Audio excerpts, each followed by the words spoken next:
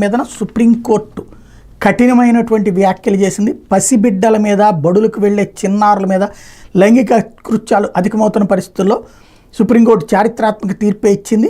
ఈ తరహా అమానుష చర్యలకు ప్రేరేపిస్తున్న మూల కారణమవుతున్నటువంటి దుర్వ్యసనాలకు అడ్డుకట్ట వేసే దిశగా నేర విస్తరణ మూలాలను పెకలించి వేసేలా ఆచరణాత్మకంగా పలు సూచనలు చేసింది. బాలలతో చిత్రించిన అశ్లీల దృశ్యాలు, చైల్డ్ పోర్నోగ్రఫీ చూడటం, డౌన్లోడ్ చేయడమే కాదు వాటిని కలిగి ఉన్న నేరమని స్పష్టం చేసింది.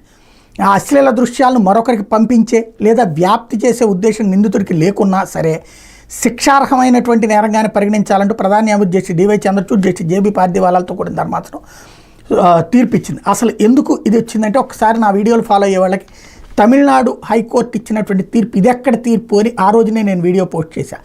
అప్పుడు జరిగింది ఏంటంటే, చైల్డ్ పోర్నోగ్రఫీ చూడటం, ఆ దృశ్యాలను కలిగి ఉండడం నేరం కాదంటూ జనవరి 11న మద్రాసు హైకోర్టు ఇచ్చిన తీర్పుని సుప్రీంకోర్టు ధర్మాసనం సోమవారం కొట్టేసింది. బాలలతో తీసిన దృశ్యాలు మొబైల్ ఫోన్లో డౌన్లోడ్ చేశాడంటూ 28 ఏళ్ల యువకుడి మీద నమోదైన అభియోగాలను హైకోర్టు తోసిపుచ్చింది. అప్పట్లో ఫోక్సో ఐటీ చట్టాల ప్రకారం నేరంగా పరిగణించలేమని చెప్పింది.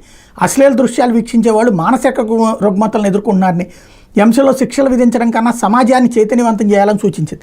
నిందితుడు ఆ దృశ్యాలను కేవలం డౌన్లోడ్ చేసి గోప్యంగా చూశారని, ఇది ఇతరులకు ప్రసారం చేయలేదని హైకోర్టు జడ్జి అప్పట్లో తీర్పులో చెప్పుకొచ్చారు. లైంగిక చర్యల కోసం బాలను ఉపయోగించలేదు కాబట్టి ఇది నిందితుడి నైతిక పత్రంగా మాత్రం పరిగణించాలని చెప్పింది.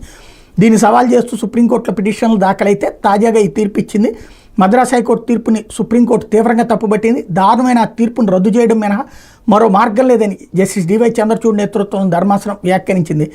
ఆ యువకుడి మీద కేసును పునరుద్ధరించి విచారణ జరుపుతారని చెప్పింది తిరువల్లూరు సెషన్ జడ్జి. అట్లాగే చిన్నారుల మీద లైంగిక పీడన నేరానికి విధించే శిక్షలు, జరిమానాలకు సంబంధించి ఫోక్సో చట్టంలోని సెక్షన్ 15 అందులోని 3 ఉపనిబంధనల గురించి సుప్రీంకోర్టు విశదీకరించింది. అశ్లీల దృశ్యాలు నిందితుడు ప్రస్తుతానికి వ్యాప్తి చేయకపోయినా ఆ తర్వాత అందుకు అవకాశం ఉంటుంది కనుక సెక్షన్ 30 ప్రకారం శిక్షార్హుడేనని చెప్పింది. నేర స్వభావం అంకురించడానికి అవకాశం కల్పిస్తుందనే అభిప్రాయంతో ఫోక్సో చట్టంలో నిబంధనలు చేర్చారని గుర్తు చేసింది. అశ్లీల దృశ్యాలు తొలగించకపోవడం, వాటి మీద ఫిర్యాదు చేయకపోవడం కూడా ఈ చట్టం కింద నేరంగానే పరిగణించే అవకాశం ఉందని 200 పేజీల తీర్పును రాసినటువంటి జస్టిస్ జేబీ పార్దీవాలా వివరించారు. ఈ తీర్పు ప్రతిని కేంద్ర ప్రభుత్వంతో పాటు న్యాయ, మహిళా, శిశు సంక్షేమ శాఖలకు పంపించమని కోర్టు రిజిస్ట్రీని ధర్మాసనం ఆదేశించింది.